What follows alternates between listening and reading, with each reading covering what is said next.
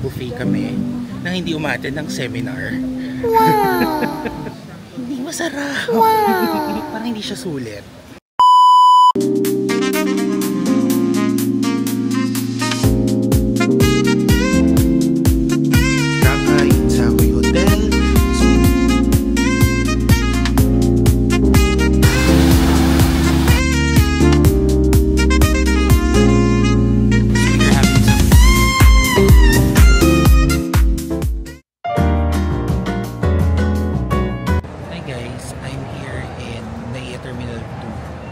Flying to Boracay.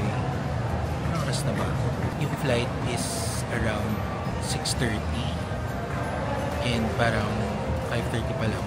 5 pa lang pala.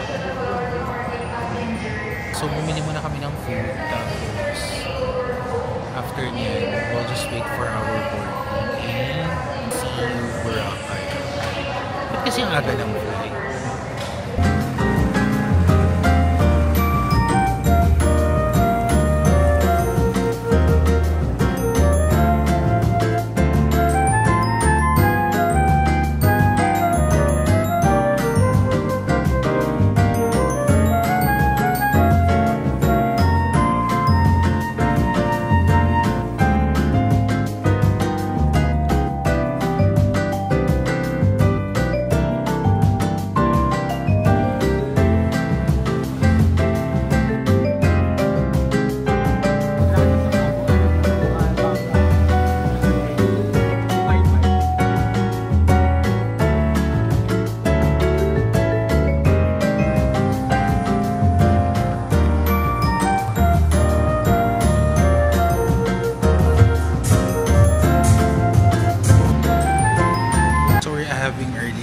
We're having crispy bagnet, kare-kare, and vegetable tempura, and then rice, and this is the view.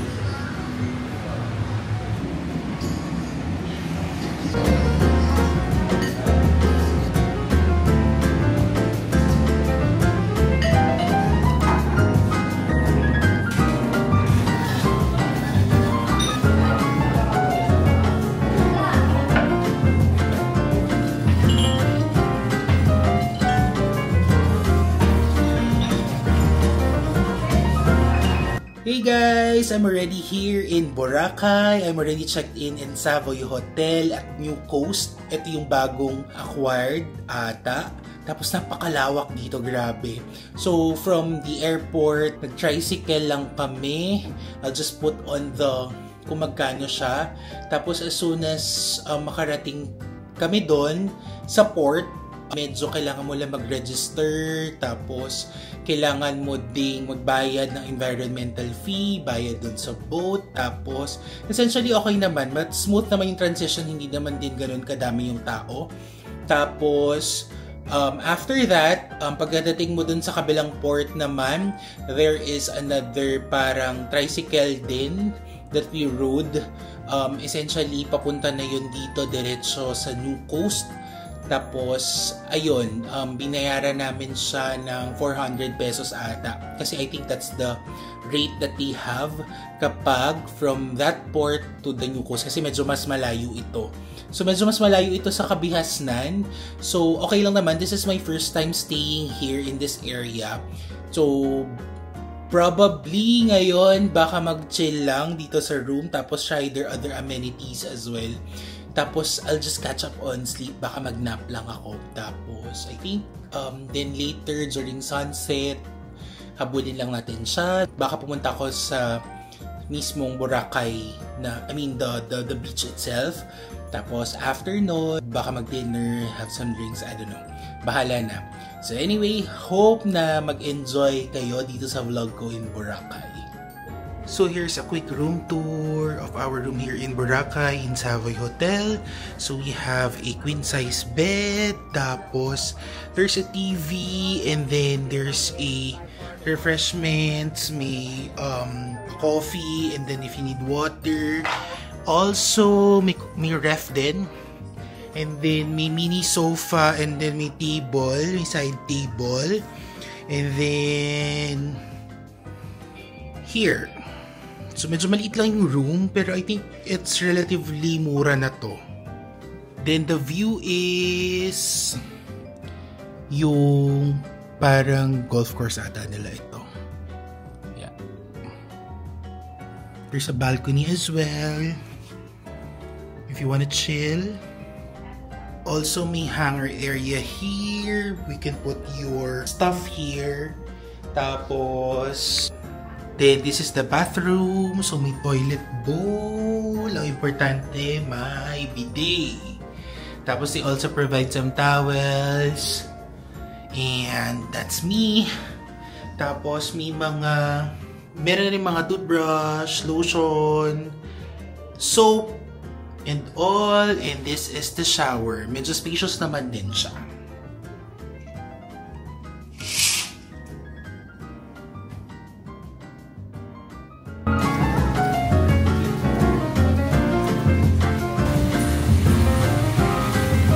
Okay, so nagmamadali kami kasi kinakali ako ng gising.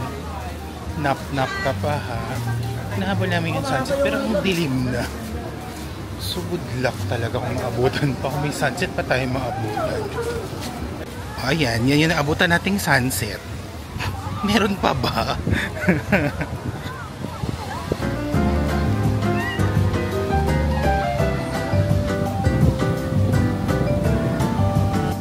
May mama time.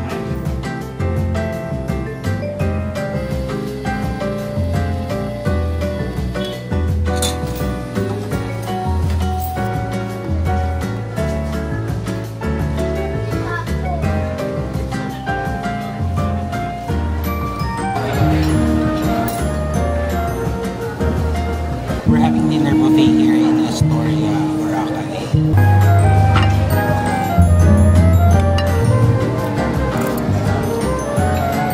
So nag-dinner kami sa Astoria.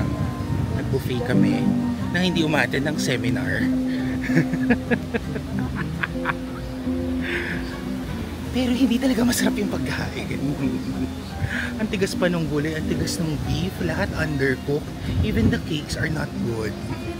As in, tapos 1,100 something, 1,115 yung buffet. Hindi masarap. Ako ba? Parang hindi siya sulit. On our way to breakfast buffet.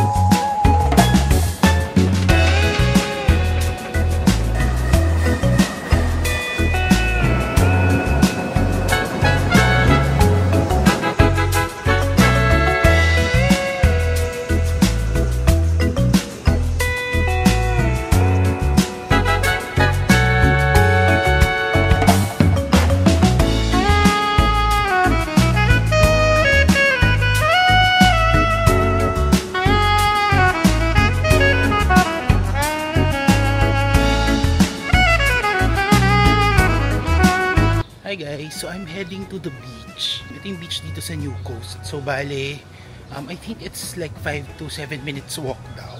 Okay naman yung daanan, parang it's like a park. Tapos I think lalagyan din nila ng mga stores around here. Pero pababa siya. And I'm not sure whether, they will parang maging hotel rooms din siya. But nevertheless, I think okay naman to stay in Savoy kasi even though you're far from the outside, the real Boracay beach, merong malapit na beach, and then they offer free shuttle service to and from the hotel hanggang D-Mall sa Jollibee. So nagpa-book din ako later for pagpunta ko mamaya doon. So ayun. fairness, may Wolfgang na rin here. Tapos, taking that view of the beach there. We're heading to the beach. Ayan, medyo malapit na siya.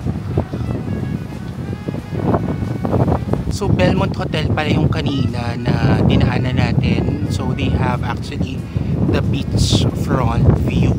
Kasi yan sila. Tapos, ayun na yung beach going down.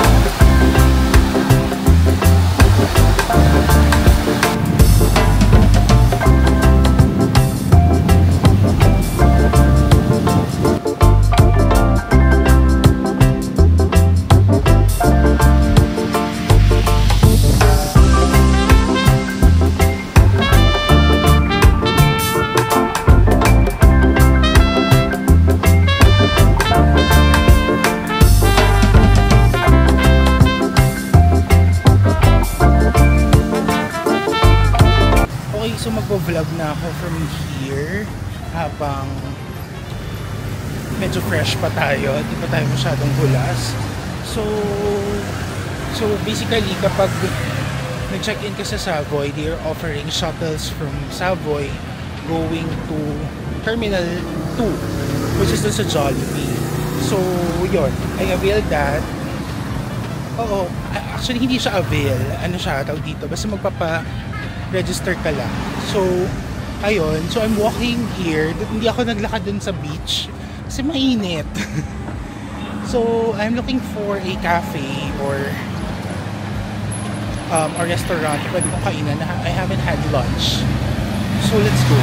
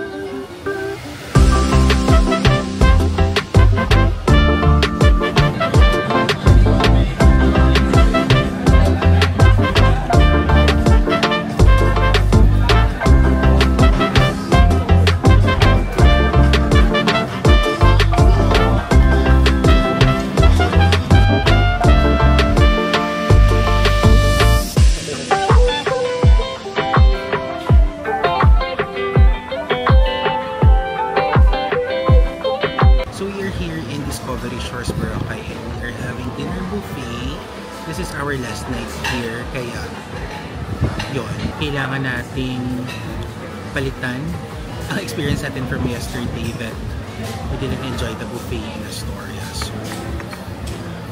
So we are having some seafoods, tapos may dumplings, may chicken na inartehan ko lang, tapos may mga pork belly din, tapos sashimis and soup.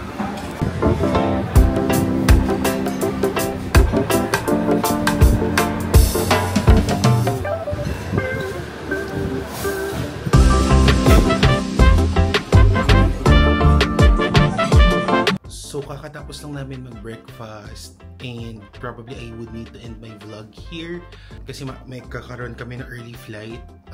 The flight is at 10:30, so it's already like 7:30, so pupunta na kami ng airport. So yun, I hope nag-enjoy kayo sa mga food reco, sa mga adventure natin here in Boracay.